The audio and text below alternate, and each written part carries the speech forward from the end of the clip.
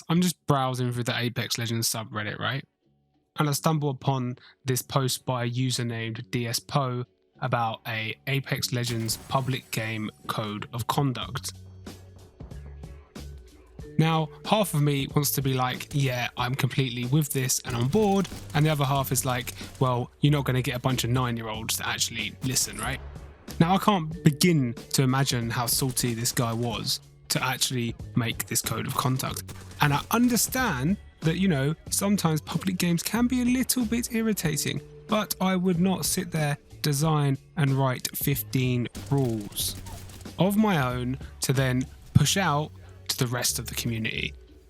So let's take a look at these 15 public Apex Legends code of conduct rules. Number 1, there is no claiming legends on character selection. Sometimes you get first pick, sometimes you get last. No. I am sorry, right? I am the sweaty Pathfinder. Pathfinder is mine. And now that I main Mirage, Mirage is also mine. So don't pick my character, right? I don't have to claim it. I've got the kills on it. Let me have it. It's not that hard to understand, right, kids? If I come into a lobby with you, you give me what I want. Done. Unless, of course, you don't want to win. Number 2, do not immediately leave a match because you did not get the legend you wanted. You are screwing over your team.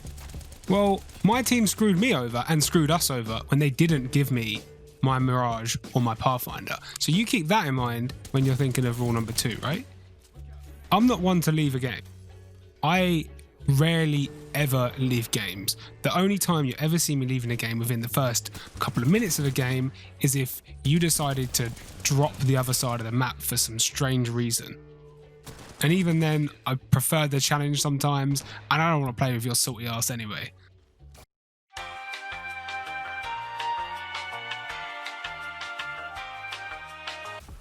And that perfectly moves in to number 4, which is do not drop because you do not like the location the jump master is going it to. And yeah, I completely agree with that.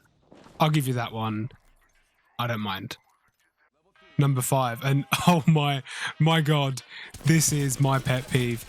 On the drop, break away from the jump master so you are not looting in the same exact location. Please, just please do not drop.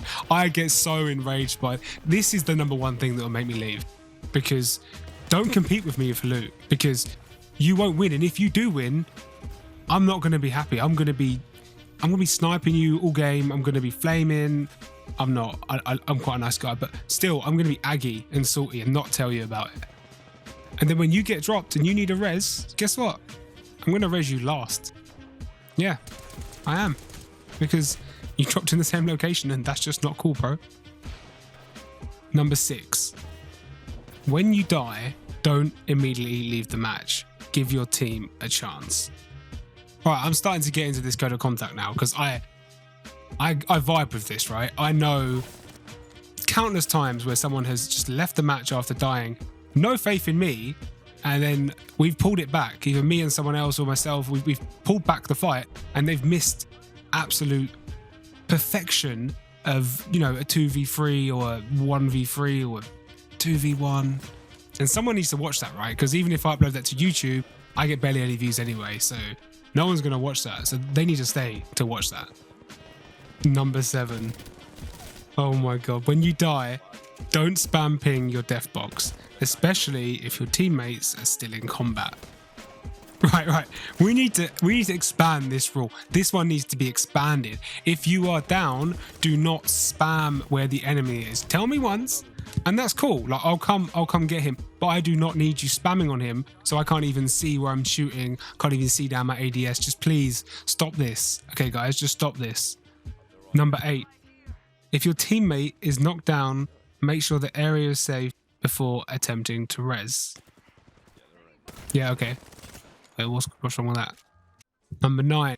If you're knocked down, understand your teammate is making sure the area is safe before they res you.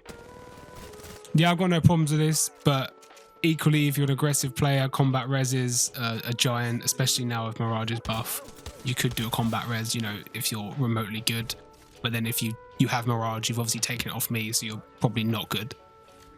Number 10, if your teammate is locked down, revive them before looting death boxes.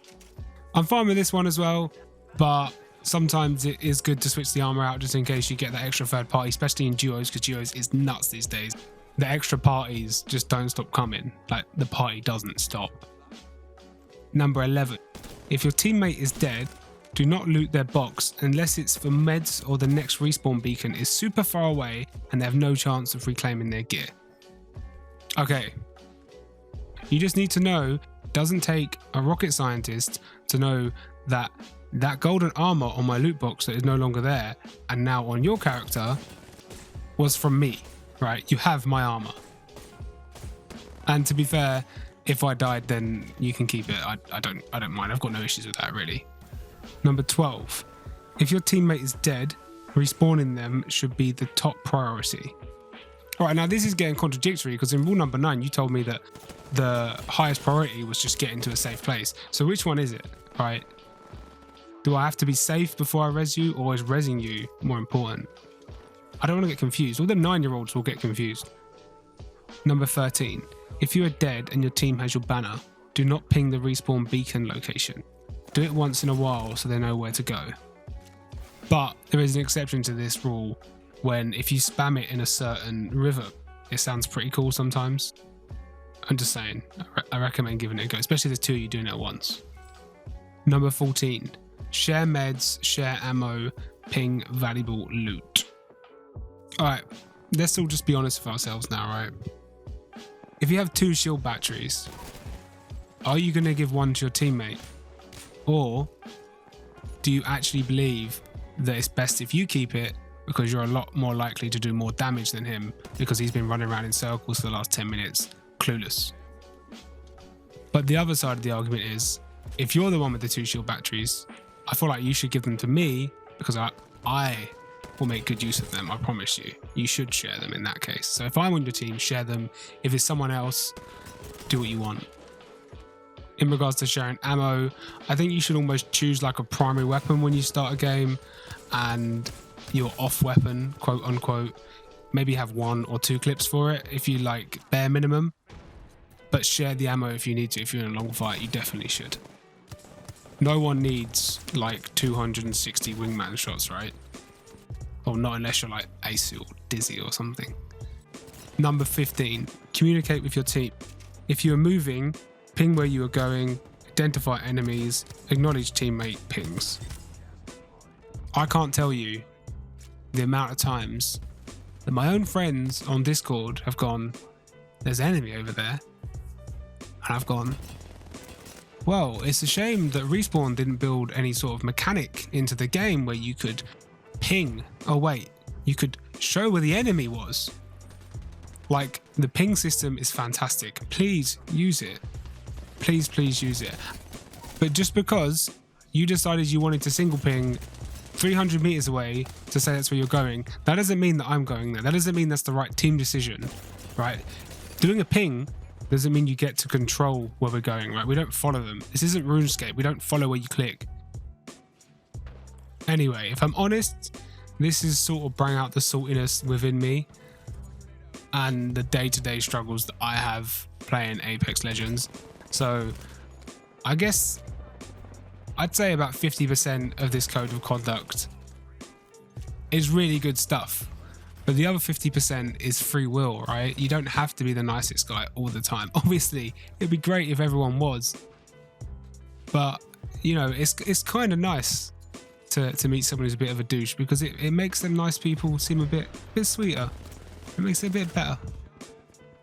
Anyway, this is just my thoughts on what I saw on Reddit. It brought some emotion to my heart. I could relate. So I thought I'd share this with you guys, share my thoughts. Thanks for listening. Let me know what you think of these rules down below.